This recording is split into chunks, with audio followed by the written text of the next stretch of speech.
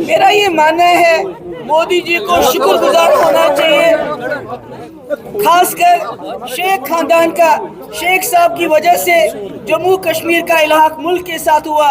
उमर अब्दुल्ला जब बीजेपी में वजीर थे तो पोटा बनने से पहले यहाँ लागू किया गया, शातू उसमें बैन होगी। और खासकर बीजेपी उमर साहब को पूरी दुनिया में घुमाती रही ये कहने के लिए जम्मू कश्मीर कोई मसला नहीं है, ये दहशतगर्दी का मसला है, पाकिस्तान के ऊपर हमला करके ये हल होना चाहिए। मुझे लगता है बीजेपी को शुक्रगुजार होना चाहिए शेख खानदान का कि शेख साहब ये उमर साहब ने उनका एजेंडा यहाँ पर इम्प्लीमेंट किया जब वो वजीर थे। जहाँ तक महबूबा मुफ्ती और पीडीपी का सवाल है, मुफ्ती खानदान का सवाल है, तो मोदी जी को याद होगा पहले 2 महीने फिर 3 महीने वो हमारे दरवाजे पे रहे।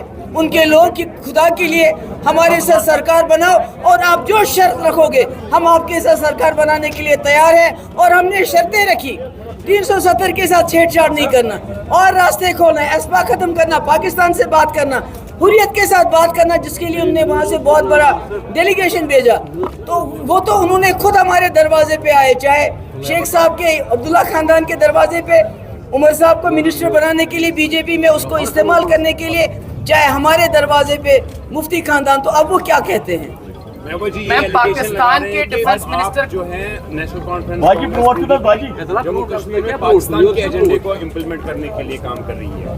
मेरे ख्याल में अगर पाकिस्तान का एजेंडा अब्दुल्ला खानदान ने इम्प्लीमेंट किया होता तो जम्मू कश्मीर हिंदुस्तान का हिस्सा नहीं होता, पाकिस्तान का हिस्सा होता, ये आज़ाद होता।